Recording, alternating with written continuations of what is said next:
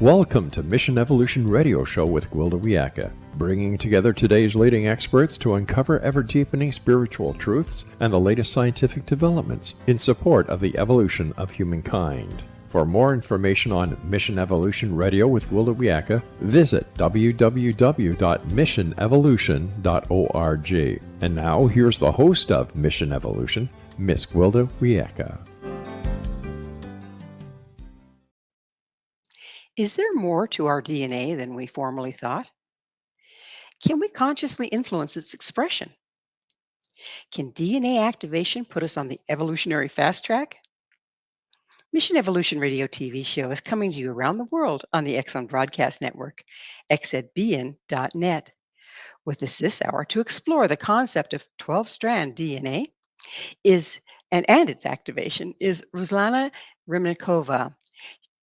Born in Ukraine, Ruslana is a former research scientist for the Fortune 100 ranked company Thermo Fisher Scientific, where she worked with vaccine sciences. In 2016, a leap of faith for a more meaningful life, she left the world of corporate science to later open a sound machine practice while writing her first book. She's the founder of Songbird Science, a research company exploring the intersection of frequency, consciousness, and wellness. Her sound medicine practices has integrated into VCU and MCV healthcare system, where it continues to promote holistic healing and well-being. Ruslana, thank you for joining us on Mission Evolution. Such a pleasure, Gwilda. Thank you so much for the opportunity to share about our evolution and well-being of the future. It's certainly up and coming, isn't it? Either that or we're devolved. We don't want to go there, right? De-evolution is a significant part of my book, and it does play a critical part of our ability to traject forward. But you're right. We want to be able to devolve and evolve with intention. Intention being a key, right? So your bio says you're a research scientist. What's your educational background? I studied biology and chemistry as an undergraduate. I was an overachiever, and I was also studying forensic science. I was 3 credits away from triple majoring at the time. And after I graduated, of course, I found and began my career as a research scientist. I'm sorry, go ahead. I was just going to finish off by saying while I was in school, in pharma, I was also doing my graduate program and studied chemistry as well. My goodness, that's a lot of education. So how did you become interested in DNA activation? So that's a really wonderful segue into how I've become kind of interested in this message about our 12-stranded DNA. And there's a number of reasons why such an encompassing topic interests me. However, I felt that as much as I can list all of those reasons, in a paradoxingly way, I felt that message actually, an overarching theme, chose me. We chose each other. So with my background in science and passion for positive change and healing, I felt a subtle whisper that beckoned me during the final years of my corporate life. I felt at that point very disconnected from the formulations that I was working on. I felt that the material that I was studying was a lot more ethereal and powerful than we truly, as reductionist scientists, realize. So I was willing enough to surrender to this inspiration that led me to a much more personal endeavor of researching what I believe is the future of our understanding about DNA, and that is called the 12-stranded DNA. So what is DNA activation? I don't think we all understand that. DNA activation, conventionally, in the laboratory is when DNA expresses itself, its ability to um, um, become alive, its ability to become um, significant in terms of action, in terms of physical quality. When we are considering the archetypal form of any physical substance, I'm very interested in the spiritual aspect of DNA, because before DNA existed, similar to how minerals were created, consciousness informed it. Consciousness is what creates matter. And I believe that we all contain ethereal DNA, and that is how we are able um, to connect to a much higher order, is that the cosmological higher order is able to inform our physical order. So the DNA you're talking about, moving up to 12 strands. I think we have 2 strands right now, right? That's I acknowledged. So you take it from 2-strand DNA up to 12-strand DNA. Those other 10, where do they come from? I love this question. It's so anticipated. So I want to talk about a little bit about the 12-strand DNA, because I believe this will also answer your question and offer opportunity for more questions. Um, the concept of the 12-strand DNA is built upon the traditional double helix model, um, that was profoundly introduced by Rosalind Franklin in the early 50s. And also James Watson and Francis Crick and Maurice Wilkins were a significant team in discovering the configuration, the shape of the double helix. However, we are about 72 years down the road from this discovery, and researchers, scientists, spiritual, evolutionary, forward minded thinkers are starting to understand that this DNA molecule that was discovered um, over 70 years ago is actually more complex than we realize. And so, what the 12-stranded DNA concept is introducing is that it's a more complex dodecahedral structure with 12 interwoven strands. Now, that concept has not been scientifically grounded. We are in the works of discovering in the current moment that DNA actually does consist more than 2 strands. And this has been confirmed and verified that there's evidence of it, of the discovery of a stable and healthy human cell that consists of 4 DNA strands. So this has been scientifically documented and Yes. okay, like under the microscope sort of thing, you can visually see it. Yes. Why do we discover it now? Is it because our instrumentation has gotten better? I believe that, yes, we are starting to have more advanced techniques. Also, there is an overarching realization because our global consciousness is expanding. We're starting to, and there's different reasons for that. More than just the wanting to become more spiritual or energetically advanced, but scientists are starting to realize that DNA, the DNA strand, is more than just a unit that creates protein or um, is the 2% that is actively expressed in our body. It actually contains a much more significant role, and that is technology storage. It's capacity to store information. And so in the last couple of years, there's been a lot more unraveling of how DNA is capable of storing information. There's a significant issue currently that is very confronting for our human race, and it's technology based. Um, that issue is that there's so much information. There's so much information online and virtually, and we have records of and books of knowledge, and the question becomes, how will we store all of this information?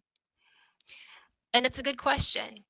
Um, by the time we are in 2025, we will have over 120 zettabytes of of information and available online, and it would take a million years with an active fiber cord to access or to be able to assimilate this information.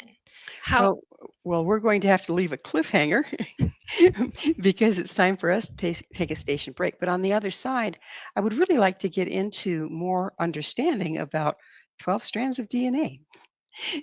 Ruslana and I will return very shortly, so don't go away. This is Mission Evolution, www.missionevolution.org. How many strands does our DNA have anyway? With us this hour discussing the concept of 12-stranded DNA is Ruslana Remennikova, the author of Activating Our 12-Stranded DNA, Secrets of Dodecahedral DNA for completing human evolution. That's interesting. Ruslana, the name of your book is pretty fascinating. Completing human evolution. Is there really a landing point, a place that we stop, that we have evolved and we've arrived? That's an excellent question. And the answer actually lies in what the word completing, where the word actually derived from. So completing, Pleh, was a Proto-Indo derivation, a Greek Proto-Indo derivation of the word, which means to become. And so in this context, there is no actual destination of any form. So when the book is referring to the word completing, it actually means that we're constantly becoming. And Now that so makes more sense. yes, yes, and it that is highlighted right at the very beginning, because I know that's a very wonderful question and controversial at the same time. Absolutely, it is. So we were talking about we have scientifically proven now that there are 4 strands of DNA, but we're still talking 12 strands of DNA and DNA as a information storage rather than just gene expression. So how much does epigenetics play in here?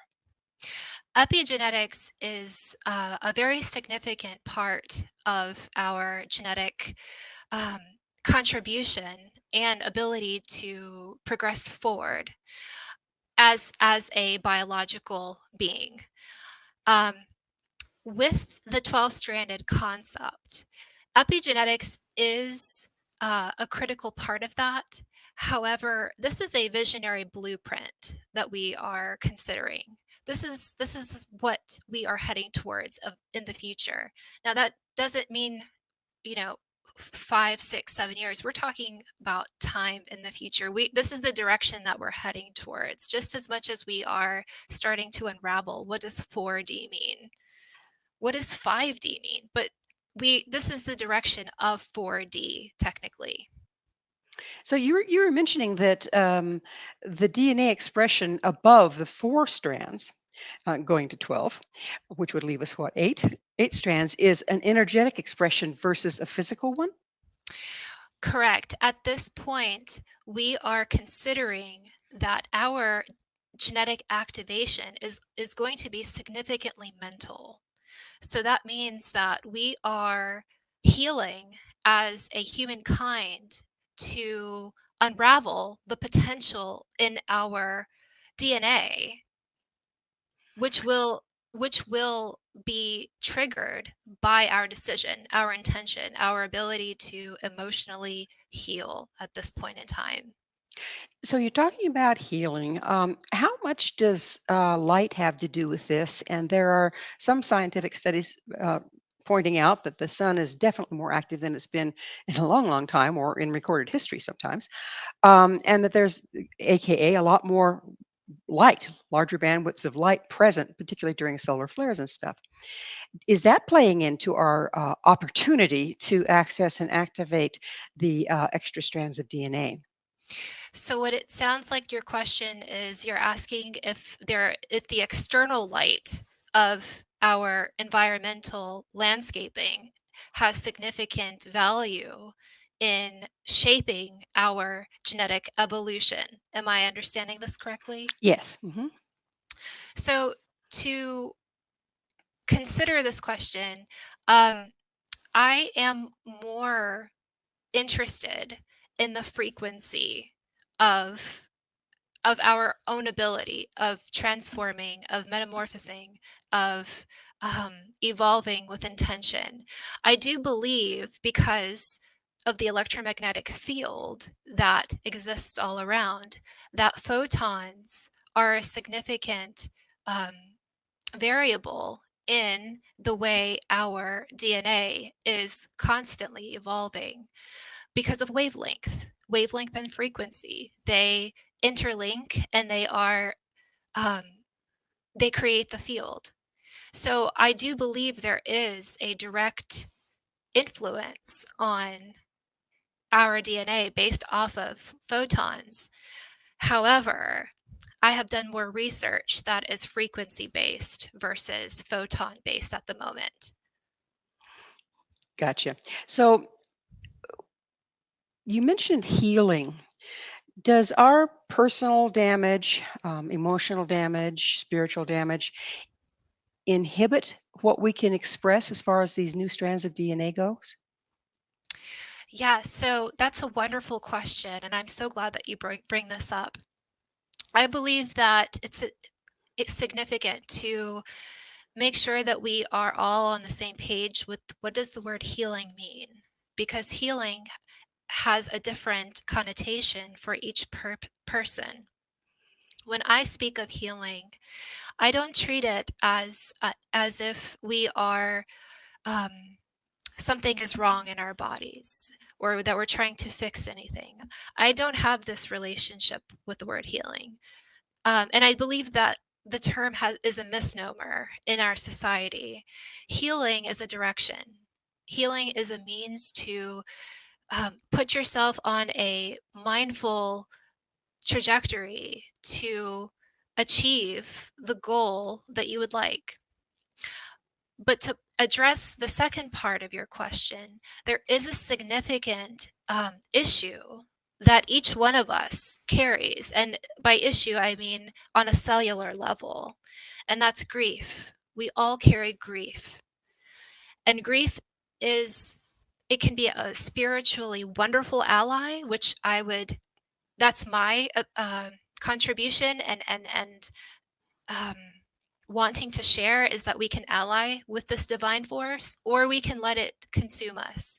And when we let it consume us, we're not able to um, carry on the components of healing, because on a cellular level, grief damages. It blankets memories. It causes stress. When we think about the three major diseases and illnesses that kills people, we usually say it's heart disease, it's stroke, or it's diabetes, but actually it's stress. Stress kills. So we need to realize, where does the stress come from? Yes, our external environment is a significant portion of that, but ultimately, grief is how we carry the stress around. Understood. So let's look at this coming from the other direction. When you have set your intention to heal, um, or to activate your DNA. Let's put it that way. Say you decide to go through DNA activation. Will that then bring to the surface the places that we cannot accommodate the wider frequency? Do you mind reiterating your question in a different Hmm. angle? Yeah, I'll try again. Um, when if we okay, we have these wounds. A lot of them are related to grief, and it's clear into our cellular level. If we try to activate our DNA, does that put pressure on those places that we have unprocessed because it's trying to express more fully? Yes. So I want to I want to kind of I think that this is a common knowing, but we always forget this. I always forget this in my daily interactions as well, is that um, science has a very linear way of looking at things. When we consider evolution, we have to understand that it's complex. Complexity is what creates evolution. And when we consider, I know what you're saying, and I love that you're considering this because it's a valid concern. We are not actually, we're not taking leaps and bounds to, address a point in our DNA that is going to, significantly ail us or disable us. We have to remember that it's like taking a deep breath in. How significant and subtle is that? The subtlety is the profoundness in how we are able to emotionally expand, because the emotional expansion is where we're able to find soul and cellular expansion as well. So it's not a linear scientific model.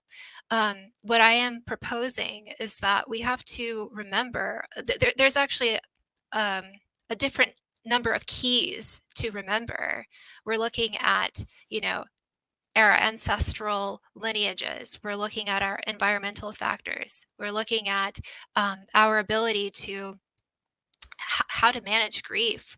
We're looking at dream work and being able to um, uh, you know develop a new relationship with what does even frequency mean. There's more, but we ought to consider that this is a very lengthy and subtle process, and we are to celebrate that, to rejoice in that.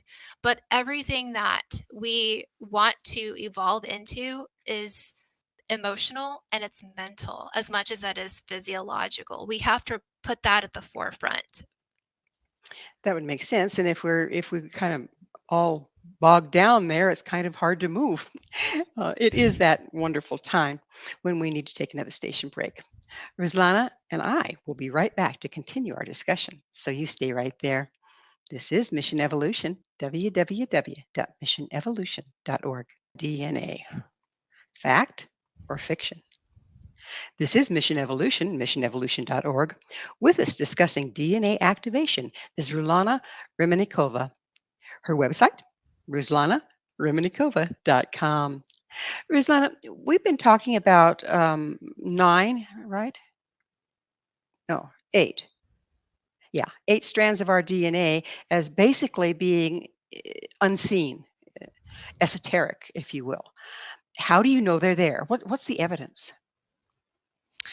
So, as I was mentioning earlier, there is no evidence of them yet. We are propelling in the direction where we are going to explore the DNA as more of a dodecahedral model. I'm sorry. You've mentioned that before, and is it what do you mean by dodecahedral? Sure. How does that relate to DNA? Yes. Perfect. So, Plato, one of Pythagoras' students, left us with a legacy, with many of them actually, but for this conversation, he left us with the Platonic solids, where he identified 5 different shapes, and each shape has a symbolic or metaphorical meaning. However, each shape has been scientifically and mathematically proven to aid in our ability to understand certain concepts. So in this case, Plato introduced the dodecahedron, which is the symbol of the universe. Pretty fascinating. So then how does that relate to DNA? So when I mentioned 4D earlier, the fourth dimension, which we are as a humankind starting to explore, um, in this context, the Platonic solids, the dodecahedron, is vital, is a key and a tool for us to unravel what the fourth dimension can prove to us about our DNA. And I'd like to really quickly recap the significant discovery of the double helix by Rosalind Franklin's model in 1953, when she founded that the double helix strand, scientifically and chemically, the phosphate groups on the outside of the strand are particularly on the outside of the strand because water has to attach. It complements with DNA. They exist together. So fast forwarding to the now, to how we're going to unravel more about DNA and learn more about water qualities, is that the icosahedron, which is the one of the Platonic solids, is the representation of water as well. And the icosahedron has been geometrically solved to show how water can be symbolized as an icosahedron already. So putting these concepts together, we have learned from physicists and scholars that the dodecahedron, which is the genetic symbol, the universe and genetic symbol, and the icosahedron actually form a dual pair. This is significant.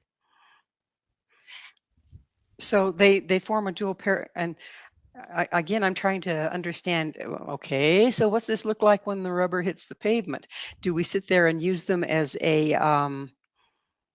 Mandela to look at to activate something? How do we use this concept? So in practical terms, the icosahedron and the dodecahedron form a dual pair. And what this means, what does a dual pair even mean? Is that they're able to shape shift into each other. They're able to fit into one and another interconvertibly, actually. And this is significant because it can show how deeply and flexible this genetic concept can be of our DNA. And although we don't have all of the answers yet to what you're asking, what this can show is a profound approach into what this dimension can show us if we decided to test the genetic prototype as a dodecahedron, and assume the water is an icosahedral complex. Um, there was one more thing which I'm forgetting at the moment, but yes, continue. Okay. Well, so far I have to tell you that's about as clear as mud to me as a lay person. I don't understand how these shapes relate to the DNA, and it's 12 strands instead of 2 to 4. Um, i- let's start out. Is the concept of the 12-strand DNA? It sounds to me like it's just a theory at this point. It's a theory. Um, there hasn't been any scientific backing of 12 strands yet. However, there is more consideration of this as we continue to unravel how deeply significant the storage technology of it is. And while we still don't understand what is the relevance between the storage and the shape of it, there is a link. We just haven't determined what that link is yet. One thing that I'd like to point out as well, is we know that 2% of our DNA is active. It's expressed. It's how we're able to do our daily functional routines. in parallel, we also know that water, the amount of water that's consumable on this planet is actually 2% as well. There's a mirror to it. Um, so that leaves us with, 97 to 98% of quote unquote what has been called in the past as junk DNA. I love Um, that. God don't make no junk, right? Right, that's correct. There's so much to this, but the question we would ask ourselves then, we know that it's not junk anymore. That was just a term that was used in the 70s for non-coding DNA, which I believe is the storage, the technical storage. We can relate the same principle with water. If we know that 2% is how we're able to drink and create water available for all, does that make 97 to 98% of the water not, it would be rendered useless? The answer is no. We just haven't found a way or a means yet to understand it, but we will. Let's talk about the storage aspect. Maybe that'll make a little more sense here. Um, when we're talking about the DNA's ability to store information, is that how it collects ancestral? There's been more and more indication that we don't just take on the brown eyes or the red hair or the brown hair or whatever, but we also take on emotions, damage, that sort of thing through from our ancestry through our DNA. Is that what the storage is doing? Is storing all this information from the ages? So we know that we carry at least 7 generations of DNA from our ancestors. That There is goes one. that native, like there goes that Native American prophecy, right? Until the seventh generation. That's just that's a big thing to process. Um, which means that yes, we do take on, certain nuances that we don't even understand or can grasp. One thing that I feel that we don't really realize is that our ability to visualize and remember memories that actually never really happened in our lives before, um, is a significant gateway into the um, activating of our DNA, of unraveling. It is the making of that moment that we're all talking about. Is the genetic activation? I don't know. If have you ever experienced a time when you uh, have a visual that you didn't experience before, but it was emotionally available to you? I think we all have if we pay attention. Um, so is this the um, passed down feelings from our ancestral line, or are we talking past life here? It that is a very subjective question. It's hard to even reduce that. I think that there are a number of variables taking place. Yes, there's our DNA. We also have to remember how sensitive our DNA is and how we're able to cognitively have a relationship with our environment while processing our own landscaping. With that, I think that yes, some of it could be memory, heritage or lineage coming through. It could be frequency based of our environment. Of it could be a telepathic exchange. It could be remote. It could be past life, because I think that is a very significant topic as well. These are all potential gateways to how we're going to be able to evolve and to understand more about this as we become more complex human beings. Well, we're at that point where it's really close to shifting to another station break. Um, on the other side of the station break, Ruslana, I would really like to get a little bit deeper into whose memories, and can we actually use the memories that were stored in our DNA to come up with information we heretofore did not have? That should be fun. Please stay with us as Ruslana and I continue to explore DNA and evolution. This is Mission Evolution, www.missionevolution.org, and we're coming to you on the X Zone broadcast station, xzbn.net. Activation promote spiritual evolution. This is Mission Evolution, missionevolution.org. We're continuing our discussion with Ruslana Remnikova. Her website, ruslanaremnikova.com. Rosanna, we were trying to unpack, if you will, the storage of information in our DNA. And you had mentioned that it doesn't have to, it comes through our DNA, but it doesn't necessarily all come from our experience.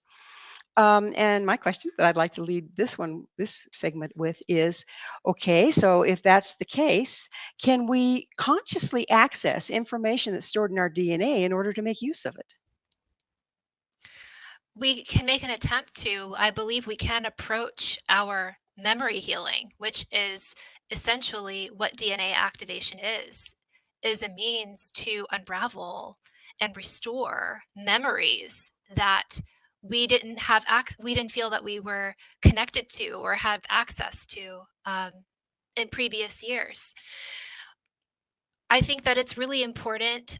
We have a lot of different examples now with practical applications of how DNA is a means to store digital information. So there have been wonderful advancements that have um, demonstrated how effective DNA is in terms of storage. Sorry, I want to say memory and storage, but it's very similar. Um, with there has been constitutional documents that have been stored for years in DNA and have been able to 99.9% been accurately restored using the capacity in DNA. And that's one of the um, advantages of using DNA as a conventional storage method is that DNA can store vast amounts of data in a very compact space, but we can also try to remember this application in our own lives because we are yes we are biological beings, um, and we're much more complex so that we can use that as a model, but we have to remember we're a lot more complex at the same time. Well, this all kind of is leaning towards some of the knowledge of the ancients and validating the concept they were saying. So, say for instance, the Choctaw carry the bones of their ancestors, which of course carries their DNA. Right? Anytime they move, they carry the bones of their ancestors. Can you access the DNA from a bone and energetically access the information therein, no matter how old it is? Yes, you can. I there's so many opportunities with DNA that we're able to access. I think that the most significant opportunity for us to develop a real relationship with DNA is more of the primary advantage in talking about this, and it's through frequency. Um, Through the application of frequency, we can begin to have a more mindful relationship with our own DNA and recognize information that we want to unravel about our memories and also learn more about our environment. And this is really critical for our evolution. So, let's get down to again nuts and bolts. What does it look like? What does that actually look like? What do you do? In terms of one's orientation towards frequency, And DNA. Hmm. of course. How do you do that? And we're talking about it, but it's still a mystery to me as to how we achieve this.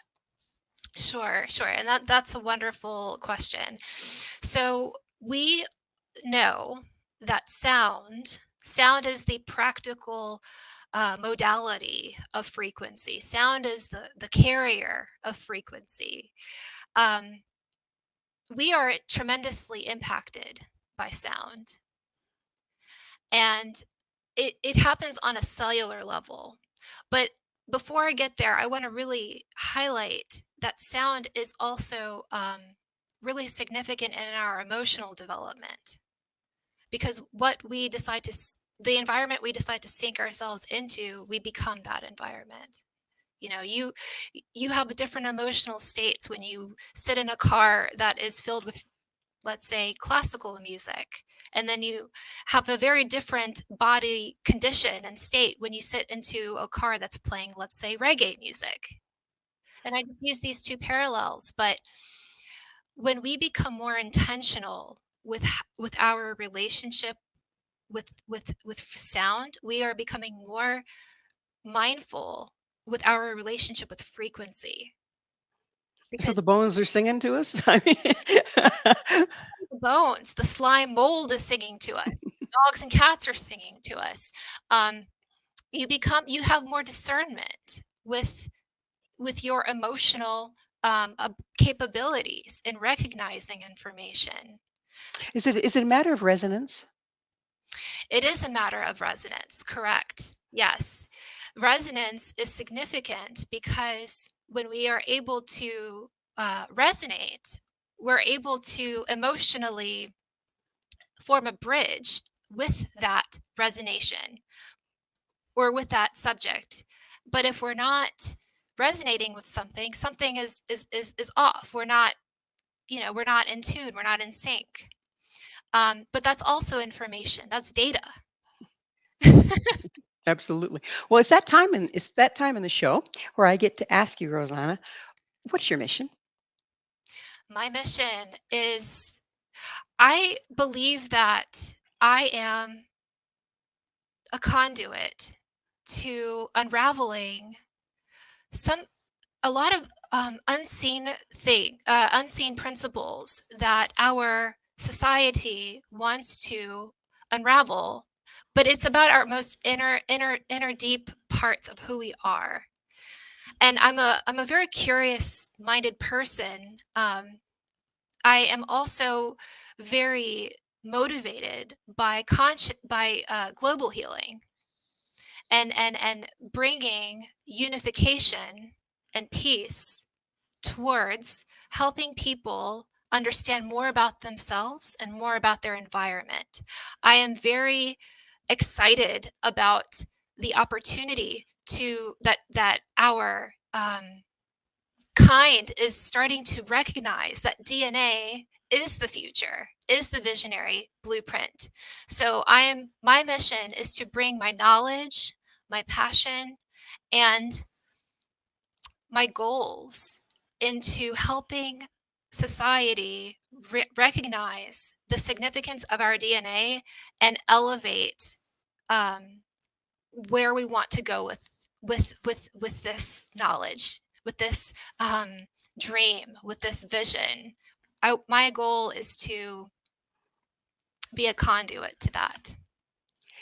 So, if our DNA stores all this information, can we learn to actively use our DNA as a storage rather than our minds and then be able to access it later? Yes, the answer is yes. Um, we have to remember that it's not just our brain that carries memory. Our brain is simply a tuner. It's a means for the brain to control the whole body. So when we are surrounded, we're 60-70% water, right?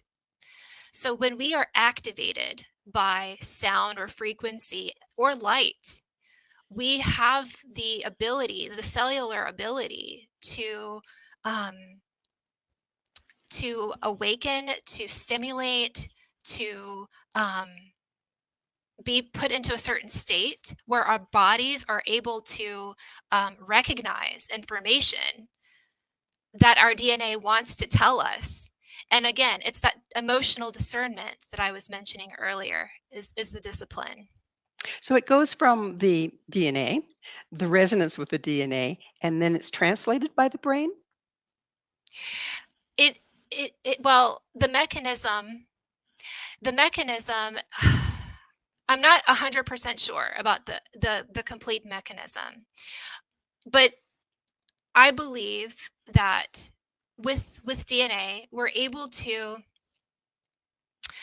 sound is a means to help the hemodynamics of our blood, which changes the blood chemistry.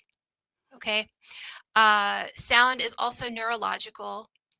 So yes, sound does impact the brain in terms of entrainment, which we're very well familiar with.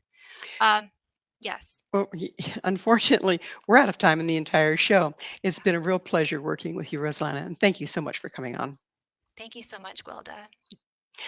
Our guest this hour has been Ruslana Remennikova, the author of Activating Our 12-Strand DNA, Secrets of Dodecahedral DNA for Completing Human Evolution. To find out more about Ruslana, where you can find her book and all she has to offer, visit her website, ruslanaremennikova.com. This has been Mission Evolution with Gwilda Wiyaka. For more information or to enjoy past archived episodes, visit our website at www.missionevolution.org. Now, we've been sitting here for the past hour trying to make sense of what our DNA is really. Is there really 12 strands versus 2 to 4? What's your take on it? What do you see for the future if it is indeed 12 strands and it can hold information that we can access at will? So please be sure to join us right here this next time, as this show will continue bringing information, resources, and support to our rapidly evolving world.